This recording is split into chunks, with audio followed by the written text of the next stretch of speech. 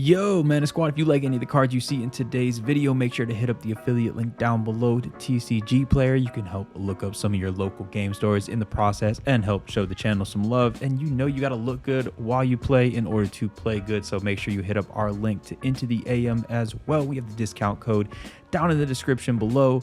Look, you got to listen to Kenneth the Heathen. He always says something about dripping in space and screaming. We don't know what it means, but do what the man says. And last but not least, hit up Heavy Play. Heavy Play is going to have some of the nicest playmats and deck boxes out there. Their magnet system between their deck box and dice trays and playmat is amazing, especially if you're playing at like bars, restaurants, stuff like that. You got to get up and move. There is no better way to keep all your stuff together, and you can show the channel some love in the process. Stay petty.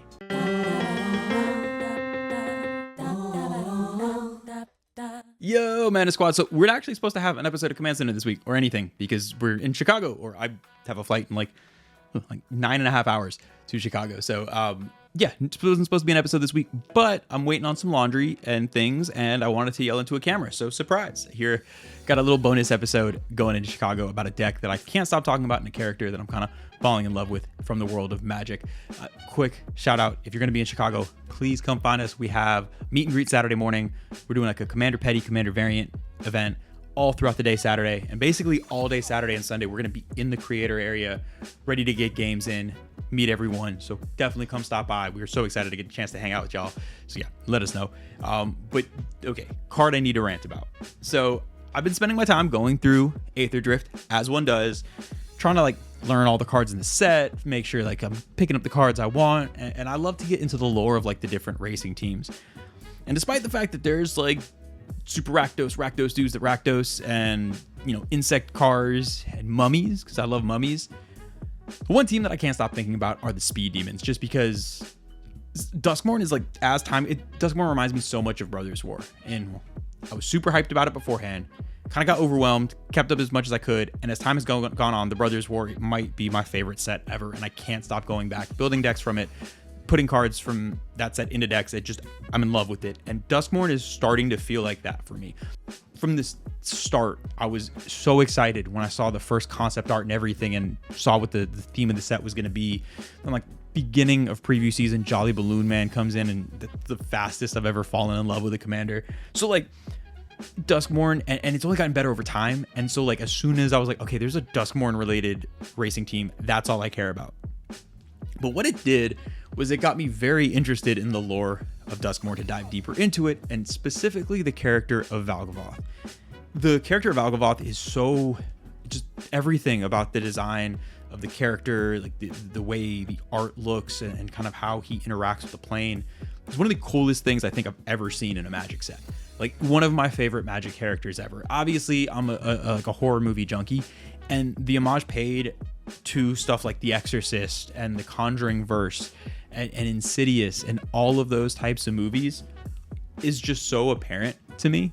And I appreciate it so much, because even like the character Valgavoth, the way he interacts with Marina, the fact that he kind of like befriends her, it's almost like it reminds me of the 3 stages of possession from The Conjuring, where it's like you have infestation, and then you have oppression, and you have the actual possession. It's like the infestation one, it's a moth, so it's a bug, it feels infesty, it's already on theme, but it's like he kind of infests, it becomes friends with Marina, obviously falling into the whole, I love, one of my favorite horror movie tropes is, oh, little kid has an imaginary friend, in this case calls him Val, what a dude, turns out spooky demon, everyone dies. It's been done a million times, I never get sick of it, I love that, it's wonderful, it's great. So yes, already Valgavoth is kind of like falling into that horror movie, one of my favorite horror movie tropes ever, with the whole creepy little girl thing too. And following that path, there's the infestation, you have the oppression of kind of like making it seem to Marina that she's in a normal world and everything, and just taking over the plane. I don't know if Duskmourn demons possess, because if they could, they should have done that to win the Europa Grand Prix. That would have made sense. So they can't possess, they're really bad at winning races. If they can't, you should probably get on that. It seems like a great power to have. But I also love so much about the design.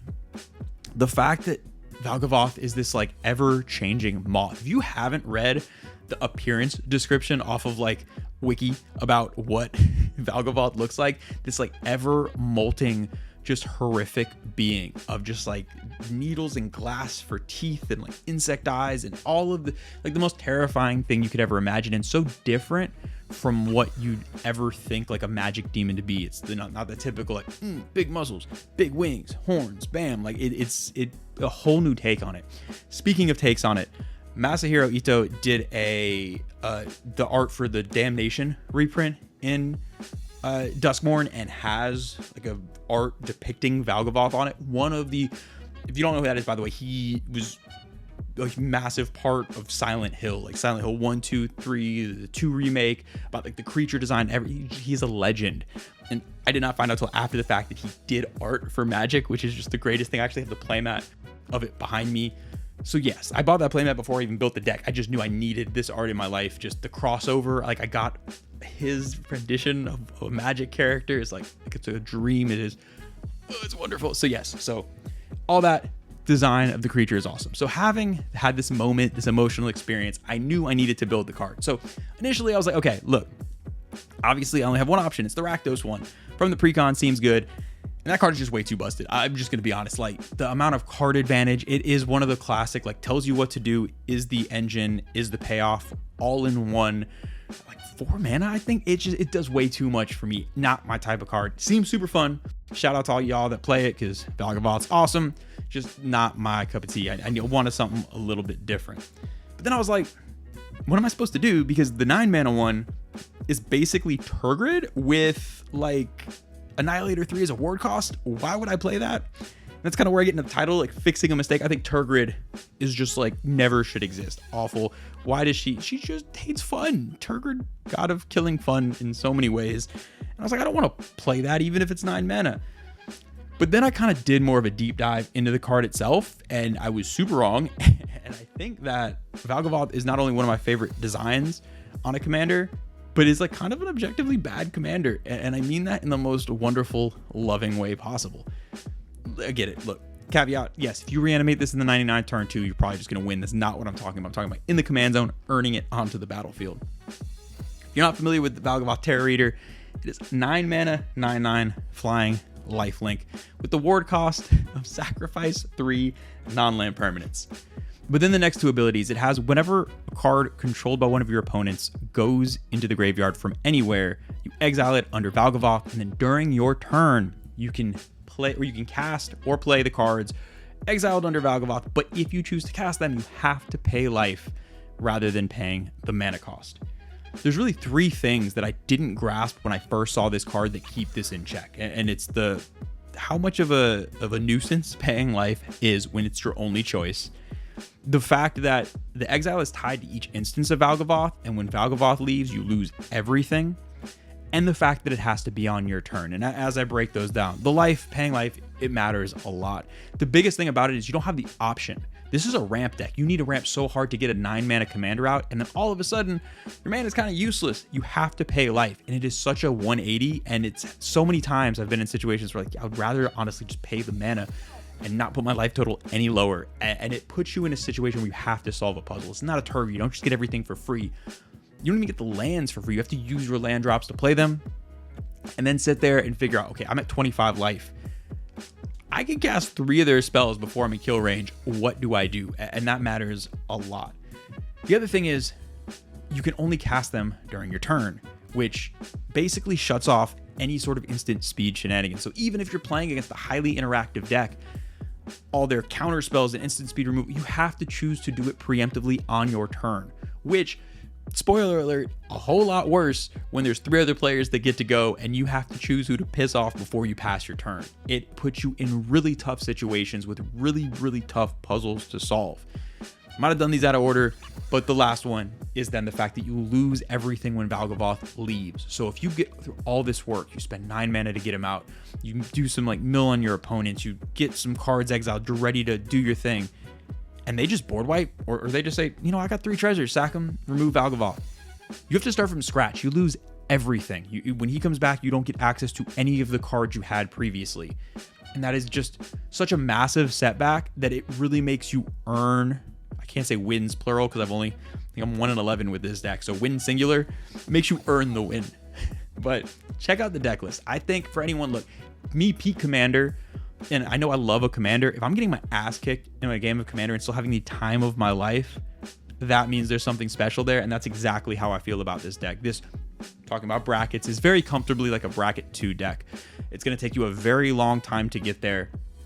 And I don't play the Exsanguinates and the Torments. It's completely dependent on either finding your opponent's win cons and being able to cast them and hope that synergies pop up, or flipping over like a Westvale Abbey or an Elvis the Blinding Blade and Valgavoth himself and just punching people with gigantic demons in the air. That's the entire win con for this deck. So it is so much fun. It is just a big, stompy, great time. And I highly recommend it. The only piece of advice, like I said, check out the deck list. Everything's there. The one piece of advice that I will say is if you look at this and you're like, oh, well, why didn't you play this? Didn't play this? I recommend against mass mill to like huge amounts or like mass discard and things like that. This deck is not meant to be what Tergrid is. It's not meant to take over and just win games out of nowhere and just be super powerful. It is true to what it is. It's a 9-mana demon that has a lot of downside to it. You got to hope for the best. What I recommend is incremental. Use like Ghoul Caller's Bell or little things. Have a couple big mill effects, but do things incrementally. If you get to sit there and choose between 4 or 5 of your opponent's cards, it's going to be a whole lot more fun for the table and a whole lot more fun for your brain than sitting and trying to pick between 30 cards from different decks that don't synergize and figuring out how to spend your life to get there. Spoiler alert, I've tried both. It's about the same amount of success for each, except one hurt your brain a whole lot less. You can do it to any degree you want. What it really reminds me of as a deck is my old Villainous Wealth deck with so much more puzzle solving. The thing that kind of made me stop playing Villainous Wealth is if you got to do the thing, exile a whole bunch of cards, you just get to cast everything, whatever you want. And most times you just win because people don't want to see you resolve 20 spells. This is so different. It makes it feel incremental. Yes, okay, wow, I just got a Crater Hoof off of my opponent's deck. That's 8 life. If I want to cast enough creatures to then make it threatening, I have to do it on my turn. I'm going to pay most of my life to get there, and then I have to pass and hope no one kills me. It's just the puzzles that this brings up. It's just so much fun. And then when you do pull it off, the only one I've had with this deck, I got to cast someone's Gratuitous Violence and then just punch everyone with a giant demon, and it was so much fun, but it makes you earn it. So I'll say, if you never gave this card a shot, kind of dismissed it like I did, check out this list. It is super fun. Hopefully we'll get some gameplay videos and things like that of this deck showing off what it can do. It is a great time. Again, if you're in Chicago, come check it out. You can probably win against this deck. This is not going to help me lose any can. I realize that. It's whatever. It's fine. But yes, so much exciting stuff to come. Let me know what y'all think in the comments below. Is this a deck that you'd be interested in? Do you like playing those kind of like, yeah, I get it, it's not going to be strong decks, but it's going to do what I want to do? Or is this the kind of thing that you just dismiss and be like, look, juice is not worth the squeeze. Let me play something a whole lot more efficient and actually get to play Magic. And one last shout out, if you're still here, I briefly mentioned brackets of like where I'd fit this into. Let us know in the comments what your thoughts on brackets are, or if you have any questions you want answered. When we get back from Chicago, one of the first episodes we're going to do is probably like a full breakdown of our thoughts, and we will answer whatever questions y'all have, or if there's any points y'all want addressed, and dive into that. So let us know. Hope to see y'all in Chicago. Until next time, stay petty.